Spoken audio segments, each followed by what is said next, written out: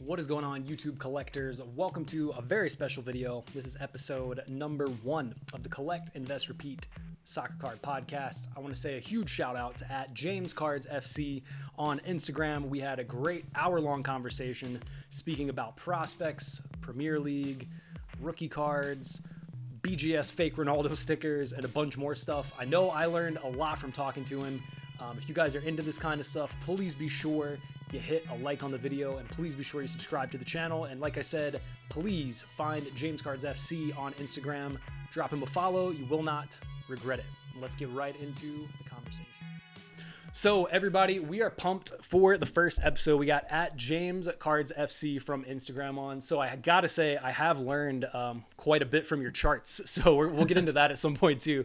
But the graphs and the charts, I gotta say, have helped. Like just as a visual thing, in terms of thinking of rookies and actual rarity compared to, thousands and thousands and thousands of rookies. But we'll get into that in just a little bit. So first, I just want to kick it off with, what have you always collected? And if not, what brought you into it, in the past couple years? Yeah, sure. So with card collecting specifically, back in middle school, my dad used to buy me packs whenever I got A's on tests. And so that's sort of how I grew into it from that perspective. I was big into baseball back then. I played baseball through high school as well. So I collected a bunch. I was growing up in the Bay Area, so a bunch of Oakland players was my PC back then. None of it's worth anything now because those teams were terrible in the 2008 to 2012-ish range. So I have a bunch of that junk sitting around in my parents' closet, I'm sure. But that's how I got into it originally.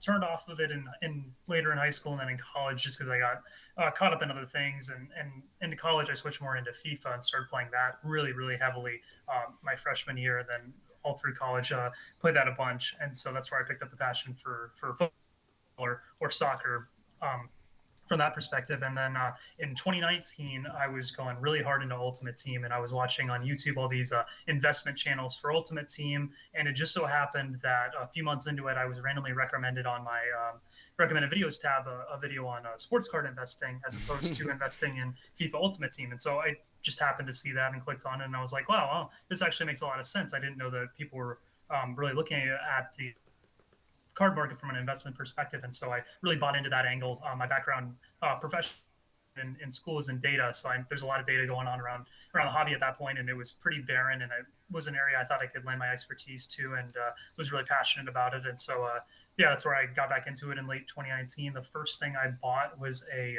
BGS 9 2016 Mbappe sticker, and back then it was $100. So that's like laughable now. It's insane now. And I actually ended up selling it a few months later for $1,000 just because I had never thought of ever having an investment that went up 10x that fast.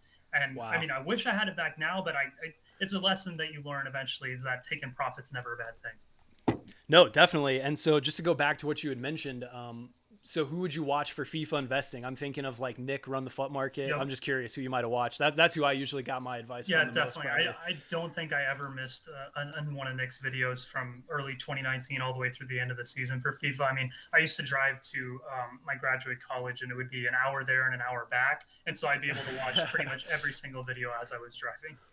Nice. That's what's up. Well, I guess just sticking with the FIFA subject a little bit longer, one thing that's on my mind, and this is sort of what brought me in a way back to collecting, is after like so many years of grinding Ultimate Team, sometimes with money, sometimes with just the hours you put into it, it's like, I almost feel like there's got to be a better way, like a better way to be involved with fantasy or something, or a better way to get kind of a taste of ownership, but maybe not be like just playing hours and hours and hours of weekend league. So yep. I don't know. Do you feel like at some point there's going to be, because in my perspective, I think maybe within the next couple years, there's at least going to be a 5%, a 10% exodus, from Ultimate Team. Maybe people our age or a little younger, they come into a little money and they're like, man, where can I put this in soccer stuff? Collectibles, NFTs, I don't know, a Ronaldo painting, like just a one-off Ronaldo artwork or something. What are your thoughts on that? Do you think that has any big implications, or is that not such a not a big thing? Yeah, I mean, I think it has some legs. I mean, we see some crossover already. I know the sidemen, some of them have already taken to doing breaks and things like that. I know that Castro streams about cards every now and then, and we have some really big guys that are moving over and looking at things in the hobby from a different perspective from that angle. I'm shocked guys like Nick, just going back to that point, haven't picked it up, just because I think him with his knowledge of markets and things like that would do super well in this sort of thing. But yeah, no, I think it's inevitable that at some point we'll see some crossover, whether that be the 5 to 10% that we would hope to have. I mean, FIFA has millions of players, so if we even got just a fraction of those guys to invest their money in physical goods as opposed to virtual ones, it would really behoove the market from that perspective. And these are guys that are really passionate about the game, as well as these players and clubs. So I mean, they'd be great in the hobby. Yeah, no, absolutely. But yeah, so moving a little bit away from FIFA and the digital world, what's kind of got you excited right now? I mean, I think we've kind of talked, briefly over DMs about sort of like the pre-modern, the just before pre-Prism, the 2000 to 2014, ish range. Like that's kind of what's got me excited right now. And if I'm buying stuff, like I'm kind of looking for deals there, because I feel like there's enough Prism out there that I can buy it when I want to, if I really, really want it. But I don't know. I feel like eventually some of this earlier stuff's just going to get kind of scooped up. What are you kind of most excited about right now? Maybe it's not that. Maybe it's vintage. I'm curious. Yeah. So my main focus right now is in that pre-modern category, specifically La Liga sets from between 98 and all the way up to around 2009 is probably the latest I would go, just because that's Ronaldo's first year at Madrid, and I wouldn't want to go any later than that, just because the pops start going up and up and up. But yeah, I think that area is ripe for picking up guys that are super investable. I mean, I made a list right here, and it's insane when you think about the talent that was in that league at the time. You had Messi. Yeah, please. Yeah, go for it. You had Messi, both Ronaldos, Ronaldinho, Zidane, Beckham, Eto'o, Casillas, Ramos, Dani Alves, David Villa, and I could go on further than that. I mean, right. Yeah, no, it's nuts. and so yeah, and all those cards are super low pop. I mean, you're talking about looking at a pop report, and those cards have double digit pop reports as opposed to tens of thousands. And so I just think it makes a lot of sense. Yeah, no, absolutely. That's kind of more where I've gotten into a little bit is it's not for me, I want to buy stuff I like, obviously. That's what it's about, collecting stuff you enjoy, but with intention, I guess you could say, or with some purpose to it, because it's really, as you say, I know you said you're from data and you have a data background. I'm sure from that, there's really you're not going to time the bottom and you're not going to sell at the top. Like that's just really not going to happen. So having, I guess, some strategy or at least some guidance, but maybe not being like, I'm not here stressing over every penny, and I don't think you are either, but so, having that in mind, I think the lower pop stuff is definitely more what I'm focused on at the time as well. But so speaking of lower pop, let's speak about something that went from lower pop to being very big pop lately. And that's kind of weird. Now, if you think about how few of these Cristiano Ronaldo rookie stickers were graded, in the past 10, 15 years. And that's arguably been a grail since, he established himself on the world stage. So I'll kind of read over some facts that I kind of just compiled about this, just to, get anybody that doesn't know about it, kind of what's going on. So recently, Beckett has gotten just an onslaught of Cristiano Ronaldo rookies, and essentially what's being implied, and I believe the Twitter I need to shout out is Soccer Cards Rock. That Twitter account has just like 5 or 6 slides that sum it up perfectly. So at Soccer Cards Rock on Instagram is really who you should follow to check it out. But essentially, at least a minimum of, I've seen anywhere from 65 up to like over 80 or 100. Maybe you can give me the exact number, but a minimum of 60 have gotten added to the pop count. And generally, like, all of these are high grades. Like, there's no 6s and 5s. These are 7.5, 8.5, 9.5. And if you guys are familiar with these early ones, I mean, the printing, the technology is not as good. The colors look faded over time. The centering is almost always off. And suspiciously, in these new editions all at once, and many of which are being listed on eBay currently as well, they're suspiciously different in color on the front and different in the back. But from what I saw, it's kind of more like the back is let me see if I say this right. The back is faded more on the real one, but bolder on the fake one, I think, is what I've been seeing from that. So anything else you want to add to that, or anything I missed, please feel free. Yeah, no, I think that's a good summary of it. And I think the issue that's going around now is that Beckett made that post basically saying, well, there are actually two variations of the sticker, not one. And so these new ones are the second variation that nobody really knew of until this new wave came through. And the issue with that is that doesn't really hold a lot of weight when you're talking about 100 stickers that were graded in the past month, and all of them happen to be from this alternate printing that nobody had seen before. And Panini hasn't come out and said anything about it. PSA hasn't come out and said anything about it. And so all these alternative printed ones were in fantastic condition, all got subbed in the same time, all went to BGS. I mean, it's too much of a coincidence. You would think, so we'll say they're real, right? Why wouldn't you have sent them to PSA if they were in this great of condition? Your ROI difference is going to be insane, because we're talking about at least a few of them would have been PSA 10s, just because. Yeah, no, for sure. Yeah, just because, sure. I mean, they were perfectly centered. They got BGS 9.5s. The odds are one or two of them went to PSA 10, and now we're talking about a sticker that's maybe 3 or 6 figures. And so, yeah, I mean, it doesn't really add up. So yeah, I don't want to get I won't be too speculative. I'm not going to accuse them. Maybe it's purely like ignorance. I don't know. I'm sure this is only like within the first week of this kind of dropping. So it's going to, over time, it's going to start to leak out. And I'm sure this is a little off topic, but as we saw with eBay and PWCC, stuff's been getting called out. I have a feeling that whoever is pushing this, like, did it so sloppy that if it is some kind of conspiracy to make money, like, it could have been hidden a lot better. Do you think, I mean, what do you feel like? Is it something nefarious or just purely like ignorance? What's your thoughts on that? I mean, it's a weird case just because they were all subbed in the same month. So you would assume it was probably all the same person that dumped them all to BGS. And then, I mean, I have a saved filter on eBay for the sticker in any grade, basically. And so over this past couple of weeks, they just kept coming up and up and up. And all of a sudden there's like 10 of them on eBay at once. And I'm like, where the heck did these all come from? Who's dumping all these? And it turns out they'd all been grading the past month. And so, yeah. I mean, I don't want to speculate too much, but it would make sense to me that it was all the same person. Yeah, that's kind of what conclusion I've come to as well. But like we were saying, I'm sure within the next few weeks or month, we'll find out about it. And then just to follow up a little further on that, any thoughts or advice on how people can prevent that from happening in the future? Because like you said, a 6-figure card, when there's that much money involved in any hobby, be it like video game grading, VHS grading, whatever it is, there's going to be the little group of bad apples that are going to take advantage of it. So before this, inevitably tries to get slid in again, how can people kind of, and myself included, because I still consider myself fairly new, any advice you might have to, like, is it just more research, or what do you think to prevent that from happening, or from buying a fake one? Yeah. So, I mean, I'm in a bunch of different Discord groups, Telegram groups, and I've been in them for a couple of years now. And I think the most important thing you have to think to yourself before making any purchase, but specifically purchases when we're talking about substantial amounts of money, which is, I think for most people, anything in the 4-figure category like these would be,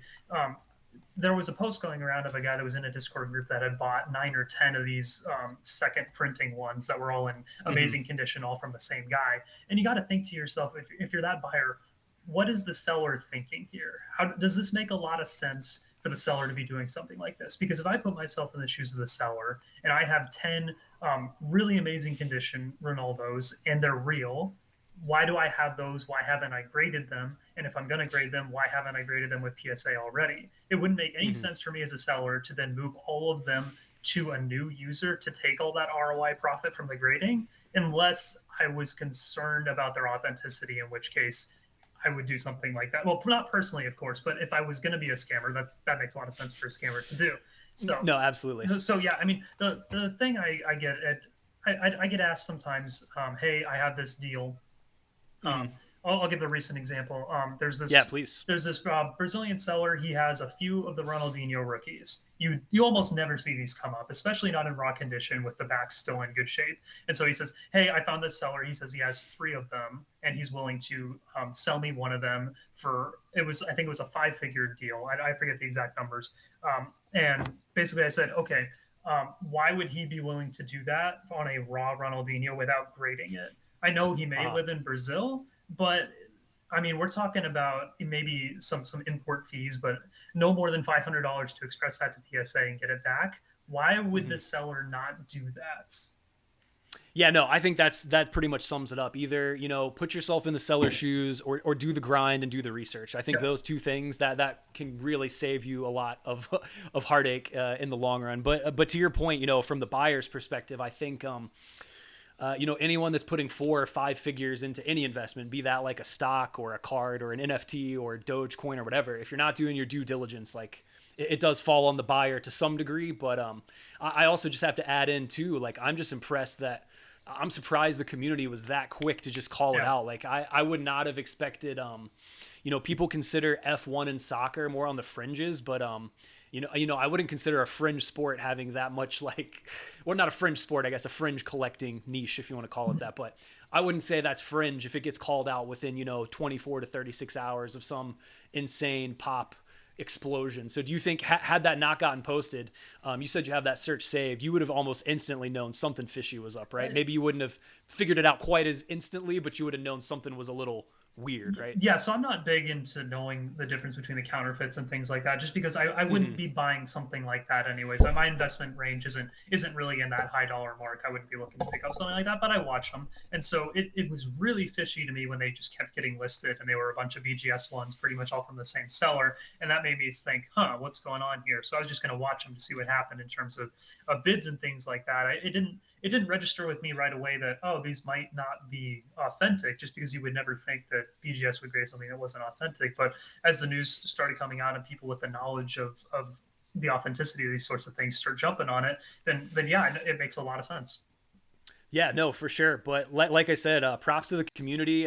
Guys, check out at Soccer Cards Rock on Insta. That's where I first found out about it, and that's kind of where I got like most of the information. So that I haven't met the person that runs that account. I don't think I know their name, but that is a good account to follow. And definitely, if you want more information on that, check it out. So just to kind of change on a dime here to a different subject, I want to get into some of these crazy transfers, because we can't really talk about any of this without getting into that. So this is like what the transfer window of the century, the decade, like how, so before we even get into specifics, how big is this transfer window for, the sport, and obviously for collecting as well. But I'd say I can't imagine in 60 or 80 years, there's going to be too much bigger than a Ronaldo and Messi move at the same time. But what are your thoughts on that?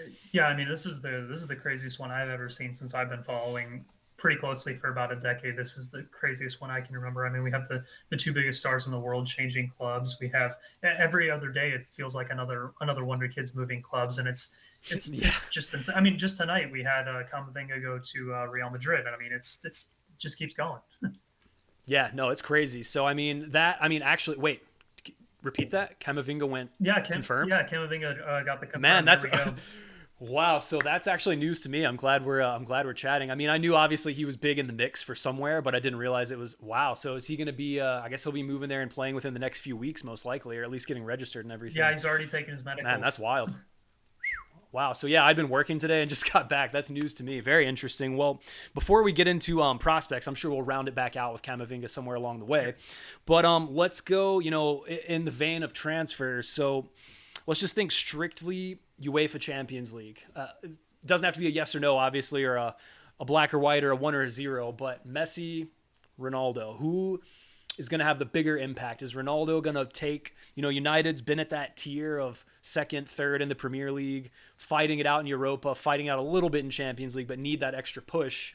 And then obviously PSG has been sniffing at it, knocking at the door, so close to that Champions League title. So who do you think is going to really, is one or the other going to push the team over the edge? Is it going to be a United PSG final? What are your thoughts on that? Yeah, I think from the perspective of who's got a better chance to go deeper in the competition because of the signing, I would say it's PSG. And with Messi in combination with all their other signings and the fact that they've been so close previously, I think it makes a lot of sense for them to at least get to where they've been in the past couple of years, if not push through.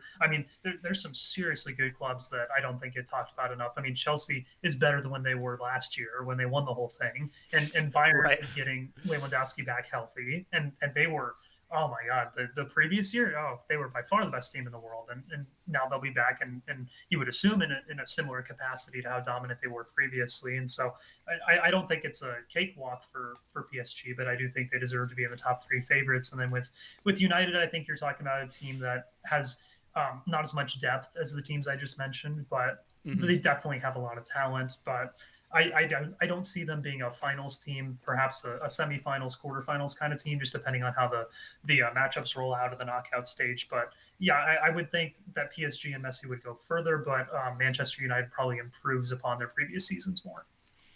Agreed. And just to get a little more specific, I was just reviewing the groups a little bit yesterday and today. So, the Group A is Man City, PSG, RB Leipzig, which is an interesting one, and Club Brugge. So that's your Group A.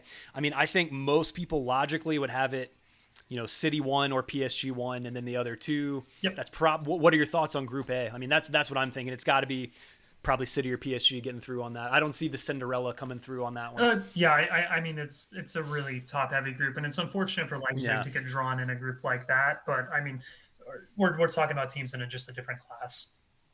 True, and Leipzig's like a low-key Bundesliga team I enjoy watching, especially when they had Julian Nagelsmann. Obviously, he's moved on now to bigger and better things, I guess, in his career. But that'd be a nice little Cinderella to see them fight through if they could. But moving on to Group F, we have Man United, Villarreal, Atalanta, and BSC Young Boys. So to be completely honest, I mean, before the addition of Ronaldo, I would have given Atalanta or Villarreal like a half a chance to nick them out. Like no lie. So I think, I do think they have a better squad and more depth than those teams top to bottom, but Gasperini and Atalanta, they're fun to watch. Villarreal's always doing damage in Europe. So, I mean, I think Ronaldo, pushes them through without a doubt now. But if there was any doubt, maybe that's me just being a little biased against United. But what are your thoughts on Group F? Yeah, I think it's a similar story to the other groups where you have a clear top two in terms of class. Then you have a third that would probably be pretty good in any other group in Atalanta. Yeah. But just unfortunate draw for them. But I don't imagine that they'll just lay down. They'll probably steal points. Yeah, and speaking of low-key teams to root for, if you guys are new to football or Serie A, I mean, I think Atalanta is one of the most fun teams. I mean, they might lose by 3 goals, they might win by 4, you never know. But I mean, if you're looking for fun players or skillful players, they do have a lot of interesting attackers, I think, in the team. Okay, well, just to, I guess, move on a little bit from the Champions League groups. Let's get back a little more into the transfers. So what do you think? We talked about the biggest and the boldest. Obviously, you can't mention it without Messi and Ronaldo this year, but what's potentially maybe 1 or 2 transfers that people are sleeping on? And maybe more specifically, guys that might move and then see their cards, be it graded or raw, take a bit of a jump. Is there anybody you see that's a little underrated that's going to get the limelight? Yeah, I think the best value transfer so far, you would have to say, has been Memphis Depay at Barcelona, just because I mean, he came to them for free, and he's been their best player for the past 2 games, and he's scored some brilliant goals, and he looks like he's going to be their leader this season. So, I mean, he's probably too old from a hobby perspective to get really heavily invested in. He's already 27. The Netherlands isn't going to do much in the World Cup, we would think, just based on their talent level. They might sneak into the knockout stage, but no one's going to have them going deep into the tournament. And Memphis is already pretty old. Barcelona, you would think, would eventually fix their money problems and get in somebody that is a bigger star than he is. But at least for this season and perhaps next season, while they're in financial trouble, I mean, he's going to be the star of that team. And I really, really like what I've seen from him. He's a fun player to watch. Yeah, definitely. And I can think, back a little ways to like his earlier days at United and just kind of not even, doing anything. And look at him now. Like it's a pretty big 180, to be flipping around. Like I'm impressed. Yeah, definitely. Sure. He's a really fun player to watch. If people were looking to invest in him, I just looked up his best cards or stickers, and I would recommend his 2014 World Cup sticker. It's still really cheap. I think it's $5 to $10 you can find it for on eBay. There's none of them really graded, but like I said, that's more of a budget kind of play than anything else. True. Well, let's see. I had put together a couple that I liked. I mean, these are kind of a tier, I think, even under that. But I was looking at the Aston Villa attackers that they've added. So they have Leon Bailey now from Leverkusen. Yep. So that's a pretty interesting one out on the wing, I'm assuming. And also Danny Ings. So, I mean, that's kind of, I think, a tier below what you might call the spotlight of the hobby. But Leon Bailey's still a young player. He could easily, I think, flourish or maybe find his way either to, you know, maybe back to a Bayern or maybe something like that, or move up in the Premier League. But I believe he's injured right now. He's not due back until the 11th of September. And then also, I just think one to look out for, you know, defenders don't get much love really in the hobby, unfortunately, unless it's maybe like the Maldinis or the Beckenbauers or something like that. But Kurt Zuma moving on to West Ham, I do think they're like a sneaky mid-table to even like Europa spot with him added in, because they have some pretty crazy attack. Like I had known about Antonio, but I'd really kind of focused on him a couple games this year, and like, dude, Antonio's just a beast. Like I really think they could, you know, if they shore up at the back and don't make stupid mistakes, like I could see them being kind of sneaking up towards like this, you know, 6-7 spot maybe. Yeah, no, they're a strong mid-table team, and I like a lot of the moves they've been making. I think going to Europe competition is definitely within reach for them this season.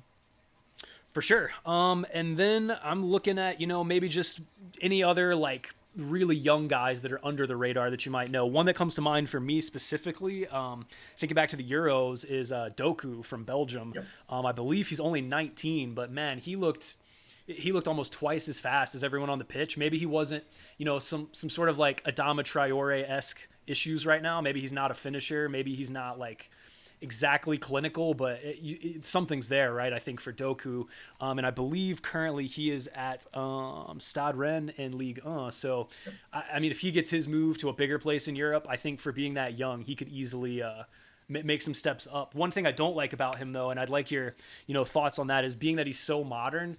You know, he's got like 5, 10, 15 rookies, I'm sure already. I haven't calculated exactly, but me personally, I have like a mosaic. I have other tops. Like I you know, I've already got a few different Doku rookies. So, you know, I like to prospect the new stuff, but that's not where my I guess bigger purchases are going. It's more like maybe a buy it raw and grade it.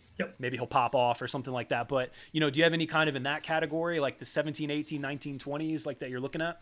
Yeah, no, definitely. I can go through a list of guys here that I had written down earlier. Sure, so yeah, please. Of the most recent transfers, I'm not sure if a bunch of people picked up on this, but Matthias Cunha moved from Hertha Berlin, which was a really, really bad German squad. Well, not really bad, but they're like bottom half table bad. And he was a standout player for them, great when he was healthy, and he moved to Atletico Madrid. And so now he's moving to a team where he can really assist in the attack, whether that be coming off the bench or trying to push for one of those starter positions on that team that's probably going to make a deep run in the Champions League and going to be competing for the La Liga title. And so a guy like him, I think, is great. And the fact that he really doesn't have that many cards or stickers. He's in 2018 match attacks. He's in 2019 tops now. And then there's a gap in 2020, and now he's in, I think, just finest. So, I mean, he's an attacking mid, and he plays some wing as well. And so he's going to be in the goal scoring sheet as long as he can make the first team there. And so I think that's a good budget play.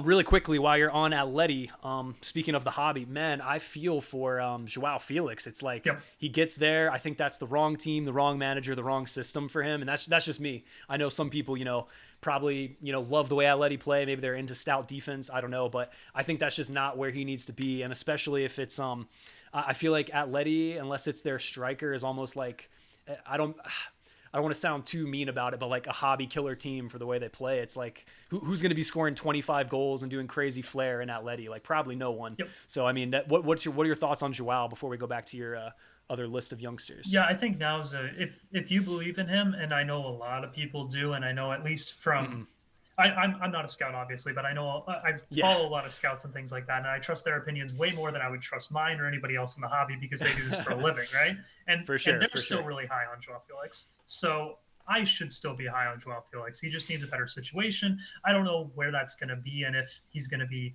young enough when he finally does have it happen for him to be hobby relevant. But I think now is a good buy low as any time for him. No, I think that's a great perspective on that. But yeah, who else you got on your list? Anybody else notable? Yeah, so from the United States internationals, I picked Conrad De La Fuente. He's been really quietly in form for Marseille. He moved from Barcelona there. He picked up some first team minutes. He had a goal in the preseason. He had a couple of assists already, I think, in the league games. Yeah, he looks really good. And I think as an American, you obviously have that connection. And I think it's a sneaky, safe investment right now to go for American players just because of how popular the team is going to be in 22 and then again in 26. And his stuff's really cheap right now. He has a million different sets because he's a 2020 rookie. But, I mean, you can pick up his Sapphire Champions League for, I think, $10 to $15. I mean, I think that's fair for a guy of his caliber Yeah, with yeah. the potential I don't you're think you're looking going to at. lose if you lose $5 on it, what, that's not too bad at all. Yeah. If he say washes out. But anyways, yeah, I agree. I think, yeah, U.S. men's national team in general is just, that's going to be pretty big if they're all healthy. The Gio Reynas of the world, the Pulisics of the world, that's Yep. going to be even Josh Sargent, like that's going to be crazy. So that's kind of if I'm buying graded stuff that's a little pricier and newer, that's kind of where I'm looking for some of my stuff. And also that's that's stuff that I'm content to keep. If I decide I never want to sell it, I'd be more than happy to have legendary U.S. player, just displayed. That's no problem for me. Yep, and I think that's a lot of people who share that same opinion, and so I think Mm-hmm. that's what helps that market even more. Absolutely. So, just to move away from that a little bit, did you make it to the national? Because I did not. If you did, I would love to hear about it. I saw some crazy Instagram stuff, and just obviously there's like, I'm sure millions of hours of content people made from it. But what did you see that you liked if you did go, or do you plan on going to the next one if you didn't go? Yeah, so I did actually head out to Chicago for the national. I did it with the company I work for in real life. So Oh was wow. yeah, so was at the booth for most of my time there. I was at our booth, so I didn't get to walk the show floor a ton, but I did eventually get to spend some hours walking around and stuff like that. It was really specifically just looking for soccer in the short time that I was away from our booth, Mm-hmm. and so. What I saw was a lot of ultra modern Holland Mbappe refractors, or even Ronaldo and Messi ultra modern refractors and things like that. And then there's a table that specifically had a lot of the really high end Eminence Immaculate flawless sets like that. And then a lot of Messi 71 bis and his other Mega Cracks rookies. But apart from that, really nothing pre modern or vintage. I mean, there was one table that specialized in vintage, but it was probably half of a table worth of vintage soccer. Um, yeah, like I said, there's a big gap between what's available at the national and I think where, I mean, it's evident in the pop reports, but you just don't see a lot of pre-modern and vintage stuff. Right now, speaking of just shows in general, to get away from the national just a little bit, I mean, I've made it to one myself. I went to one I'm in Virginia. I made it to one in North Carolina, and it seemed like the people there were, mostly, as I'm sure it probably was the national, it's modern football, modern baseball, modern basketball, and then, vintage of those three as well. But I found, man, I'll tell you what, if you dig through just the dollar boxes or the $2 boxes, like the numbered players I found in there for soccer was just kind of outrageous. Like it just felt like, people know who Messi is, they know Ronaldo, they maybe know Holland, and they maybe know Mbappe if they're starting to get into it. But I just think the biggest player right now, and I would assume anyone that's watching this or watching similar videos probably already knows this, but if you can make it to shows in real life, I think there's a huge gap or a huge inefficiency in the market from like what people know about, what people know the young players are, what people know about the clubs, the national teams, the historic sets, the legacy, like, because soccer has 3, 4, 5 different veins you go down for one player, which I think for you or for me, that's what makes it interesting. But some people are more just, into other bigger, I guess, American sports. So what are your thoughts on that? Because for me, I think if I'm going to be making it to shows, I will be looking for graded soccer, but I think just digging for those little quick diamonds in the rough, you give the guy $5 for like 3 or 4 cards and you go on your way. And that seems like a huge play right now from one show that I've been to. Yeah, definitely. So I try to go to the show in Tampa that's local here once a month, or Mm-hmm. we do a show once a month in Clearwater area, which is down by Tampa. And so I'll try to go to that show once a month just to see what's going on over there. It's not a massive show. It's about 75 to 100 tables. So there's always Mm-hmm. some activity going on, and I can get a feel for what the hobby is like down here at the time. So I'll go to that. I've done Dallas once, and I've done the National. Probably the best experience I've had bargain hunting and digging around was in Dallas. There was a dealer that said previously at the Dallas show the month before that, he had bought out an entire vintage table. And as part of that vintage table, it just happened to have a bunch of soccer mixed in with other stuff. And so I spent 20, 30 minutes going through a bunch of vintage soccer stuff. It was, I mean, it was, we're talking, it had the 1966 Bundesliga stuff. It had Wow. the 1966 postcard World Cup set that had Eusebio and Pele and guys like that in it. Jeez. And so I went through the whole thing, spent about 30 minutes, ended up walking away with a stack of Eusebio's 66 postcards and 2 Beckenbauers from That's 1966. And I mean, I got them all for what was fair pricing. And so being able to see those in person raw and then pay fair pricing was just great. Yeah, so the show I was at was like I would say small to medium. You know, it was a hotel conference center. It wasn't huge, but it was all right size. Maybe 50 vendors. I don't know, not gigantic, but it was decent size. But yeah, by the time I had made 2 or 3 laps, the people there that were walking around with soccer knew I was the only person there looking for it. Like they were walking up to me trying to give me soccer. So I just feel like for the guys that are really into it, and you know, for like that situation you said you came into with vintage, like man, my heart would be racing if I saw like a stack of vintage soccer. If there's a Pele, a Maradona, just you know, something that slips through the cracks, like. It's crazy, but I think you know, there's quite a bit of opportunity in that, and I had no idea until I made it out in person. So I encourage people. You know, I don't really consider myself like that shy. Maybe maybe a little introverted, but I'm a people person. If I start talking to people, so like even if you're a little shy, as soon as you get out there and make a deal, like you'll break the ice, you'll warm up to it. But if you're really invested in the future of soccer collecting, I don't think there's a better place to find value prices that I could think of. Unless you have other suggestions, I would absolutely be open to it. But I think that's the place to go right now. Yeah, definitely. From a show perspective as well, you're going to meet a lot of people that are soccer specific in the hobby. And I can just talk from my first experience in Dallas a few months ago. I mean, I showed up and we basically found 3 or 4 of us that were walking around the floor without boots that had a ton of soccer. Just found a corner of the showroom and we just sat around with all our soccer, and we had more people come up to us, and before you know it, we have 10 people in this back corner just focused on purely soccer. And I think those interactions you have are just awesome, and it's not really something you can find at every local show. But I mean, you are going to run into some great people that are really into soccer.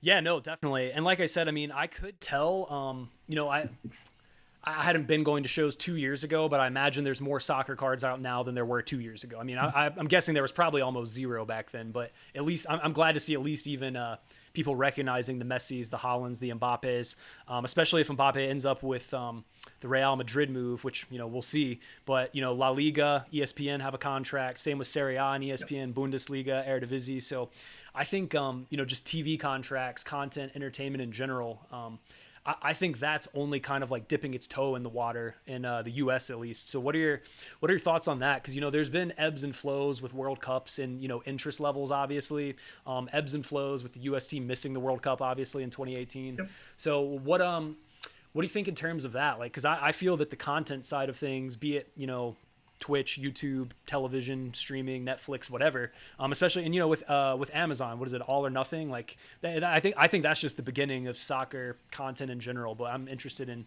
your thoughts on that too. Yeah, I mean, I think the U.S. is going to get a natural bump just because the interest in the sport has been boiling up over the past few years. It's really starting to establish itself as the third or fourth premier sport in the country, and we're talking about a massive consumer country in the United States. But I think the bigger market that we're hoping to get into is the European market, that hasn't really picked up soccer cards specifically, but they consume the game way more than any of us Americans do, and they're more passionate about it than we are. And I think it's only a matter of time as the world gets more and more connected, and we have these international events. And my big thing is I think eventually PSA is going to open a grading facility in Europe at some point, and I think that's just going to be massive for the hobby over there. And when people are going to be actually able to send in all their old stickers and things like that, and see the value that they can generate, and I think that's really going to kick off the next phase of soccer card collecting. And I really think that's where the value is going to come from, is from Europe and these other countries that have grown up with the game.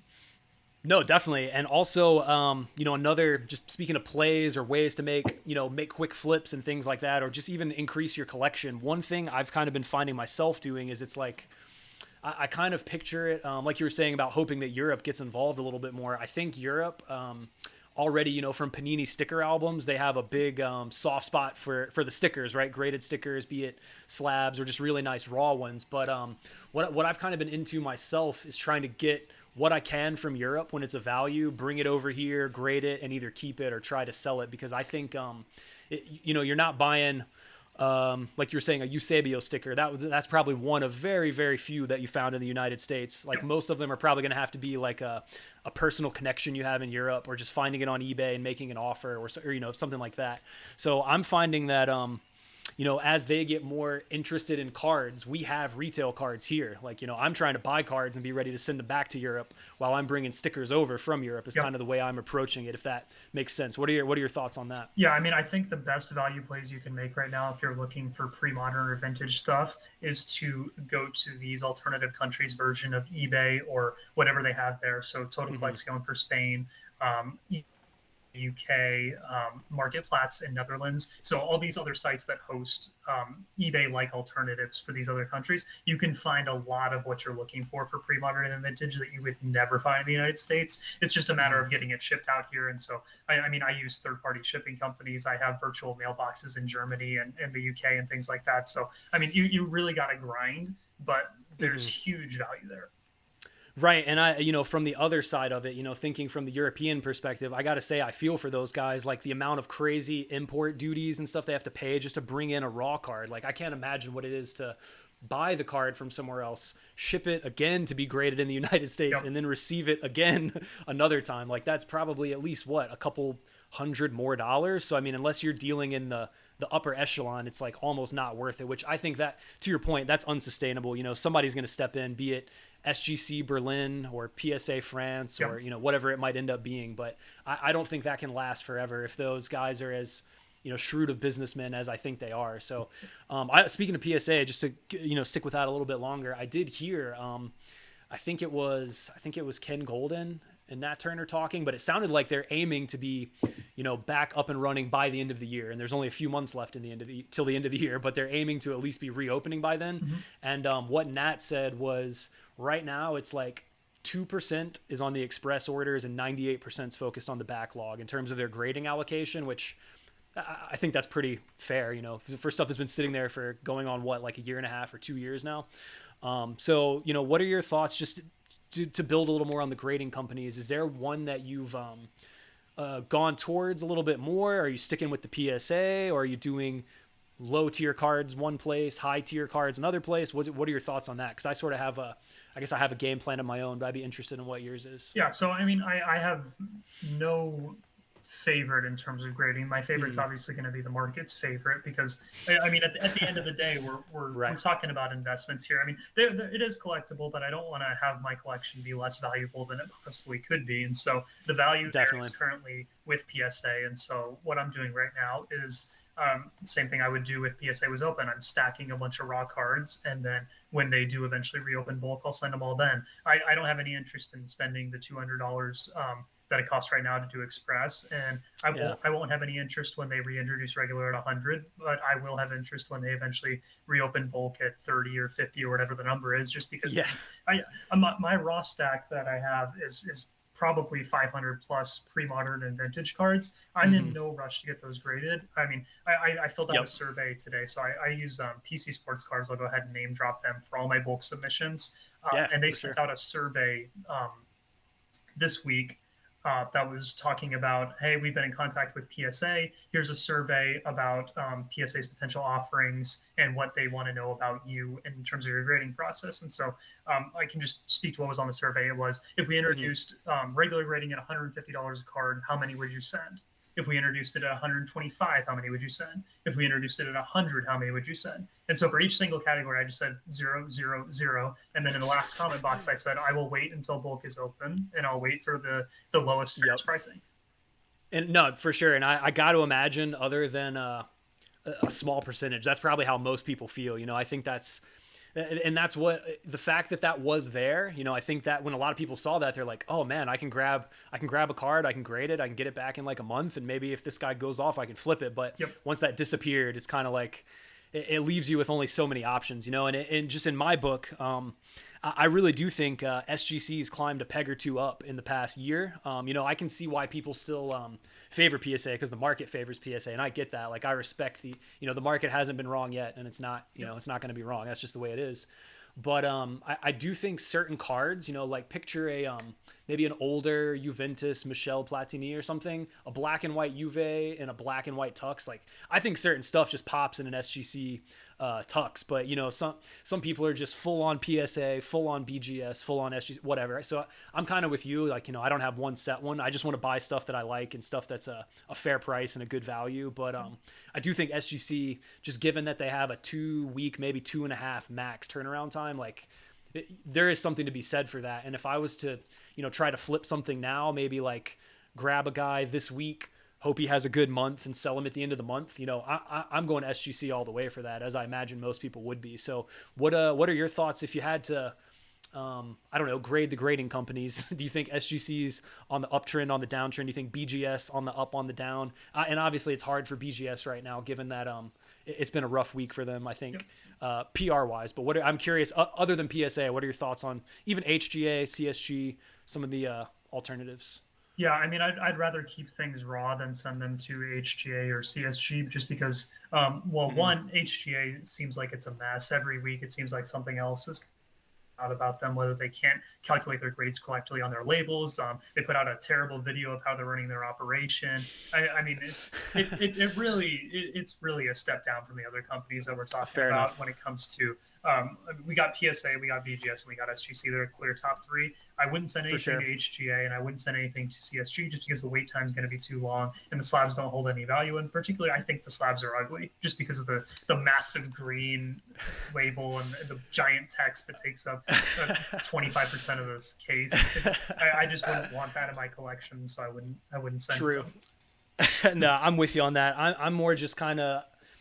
If I see a deal on a BGS one or something else other than PSA or SGC, I'll buy it. But if it's super high tier, I'm just going to wait on PSA. But I do have some vintage soccer stickers I'm going to shoot out to SGC probably in the next, few weeks and just see how they do. Yeah, I think SGC is a very viable option for anything that's super ultra modern that you're trying to flip. You can play that game. I wouldn't, just because it's really risky, but you can play it. Sure. And then with vintage, when you're talking about things that are super low pop already, the grade almost doesn't really matter that much unless you're going to get like a PSA 9 or a 10, but it's vintage. So, I mean, you're not going to do that. Yeah. So I think just having it slabbed, and SGC is going to slab it for you quick, and it's going to look nice. And SGC is really respected in vintage, especially baseball. And so it would make sense for them to be respected in vintage soccer. So I definitely think that's viable. Yeah, and just one more thought. I've heard some other creators, kind of batting this idea around. Do you think that soccer is so specific that these guys need to be looking up hiring a soccer specific grader? Because I mean, you could argue that if it was you or someone else maybe with a similar collection grading these Ronaldo stickers, maybe they would have gotten caught after 3 or 4 and not 50 or 60 or 100 sliding through. So do you think that has any weight, or do they just need to better maybe train or alert those that are already employed by those grading companies? Yeah, I would think when you're talking about that level of company, we'll take BGS or PSA, for example. They have the money to instill the artificial intelligence that can pretty much tell if the card's a counterfeit or not. And so I don't think they need. Right. I'd rather them focus their investments on that than hire. I mean, hiring soccer-specific people would be great.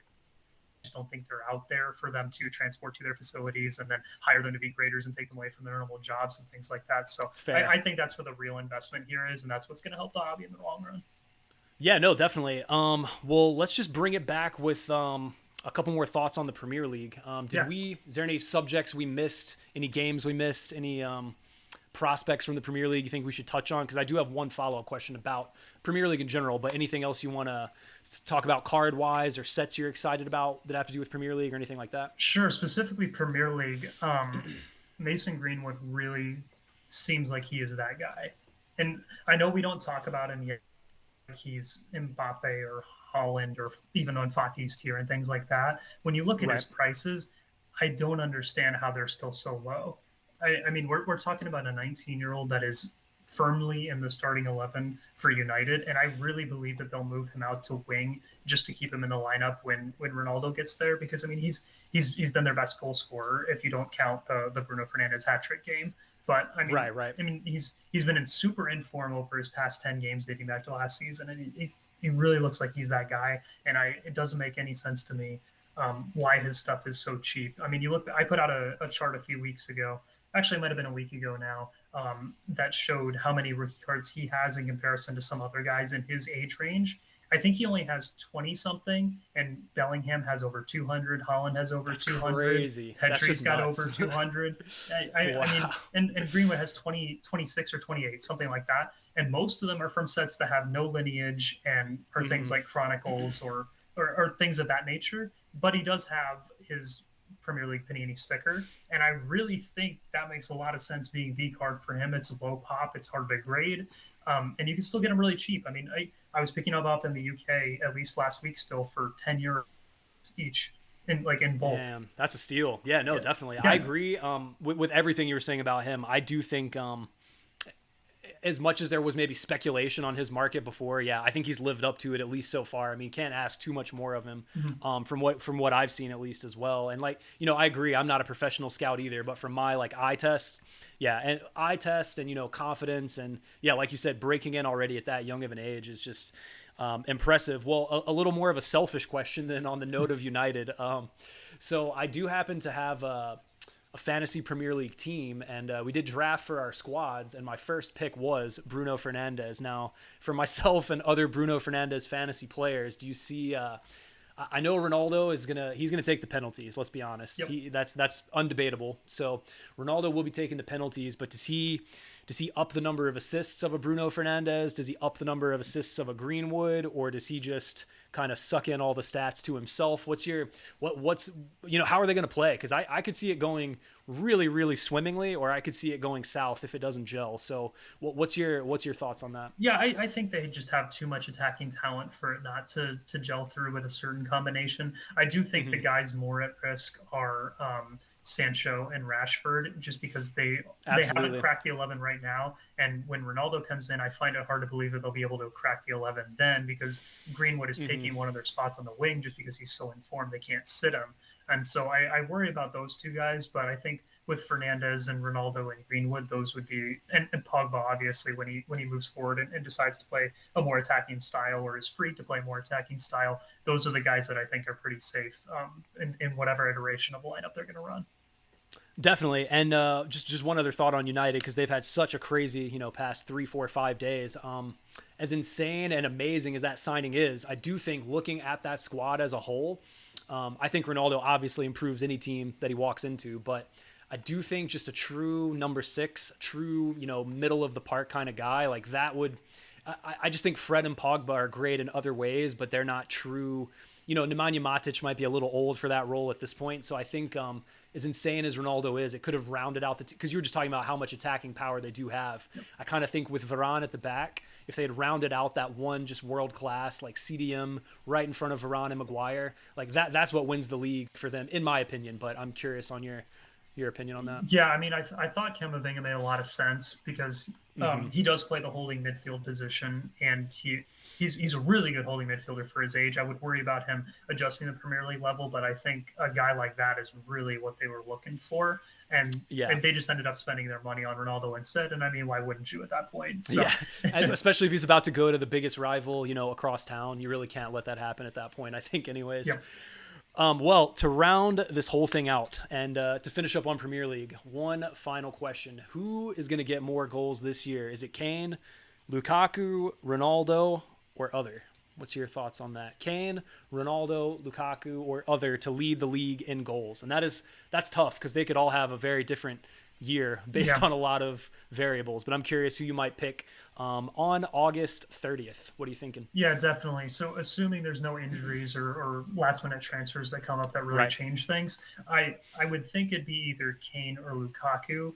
And that's just because Ronaldo's going to miss a few weeks just with all the medical clearances and coming up to speed with United and the system they're going to run and things like that. So he's going to miss a few weeks there, and that team already has a lot of attacking options that are going to take goals away from him.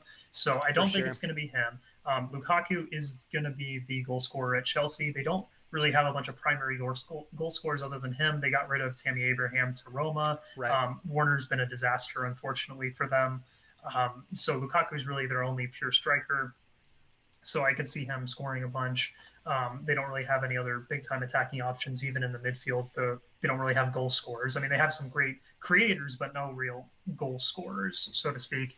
And then when you get to Kane, Tottenham's running out basically the same thing, same team they ran out last year, and Kane put up the numbers he did last year, so it would only make sense for him to put him up again. So I would think it would be one of those two guys, and if I had to pick, I would think it'd be Kane, just because there's been less turnover. He's just going to do what he always does. Yeah, fair enough. No, I think that's very good logic on it. I am a biased Chelsea supporter, so I'm just going to go with Big Rom, and we'll see what happens. Yeah. But very last question.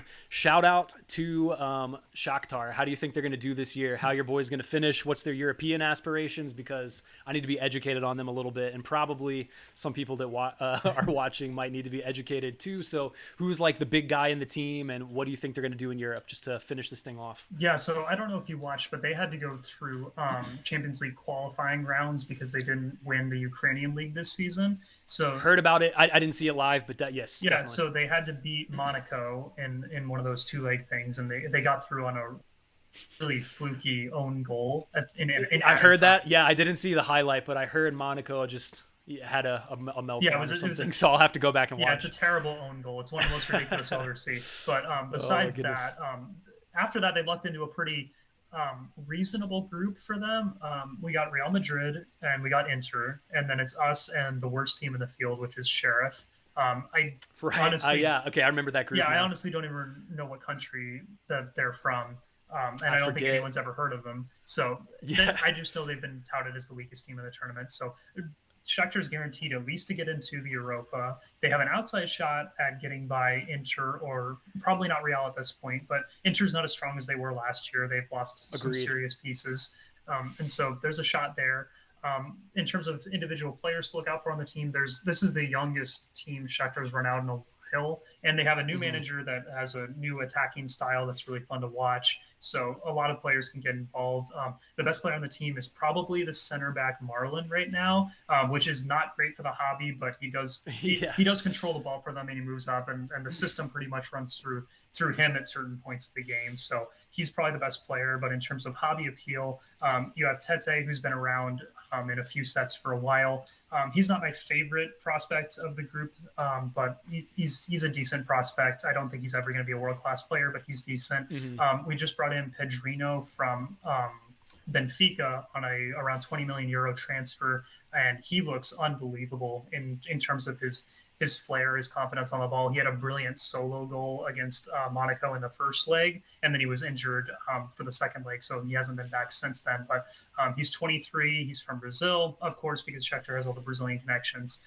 He's probably the most exciting prospect that's on the team, but he's already 23, so he's a bit past that age for hobby relevancy.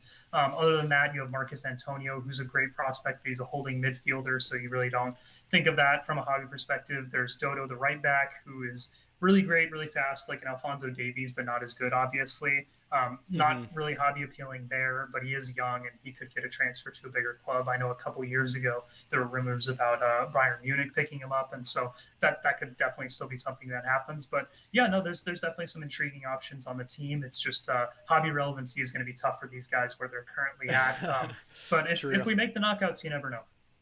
Now, if memory serves, didn't they beat Real Madrid last year? Or I swear in the group stages, didn't they beat them like 3-1 or something? Yeah, they beat Real Madrid twice in the groups, but still couldn't get out because it was actually a tougher group last year because it was Real, Inter again, and the third was actually Borussia Mönchengladbach instead of Sheriff. Jeez, yeah, that's brutal. That's really tough. Yeah. Well, guys, I think, we're at just about an hour. Well, that flew by. James, I really appreciate it, dude. Hopefully, maybe we can link up sometime in Clearwater. That sounds like a dope show. If you guys don't already follow him, check out at James Cards FC on Instagram. Like I said, I've learned a lot from his posts. I'm sure you guys learned some from this episode, and yeah, I'm sure there'll be many more. I'd love to have you back on again and up the Shakhtar.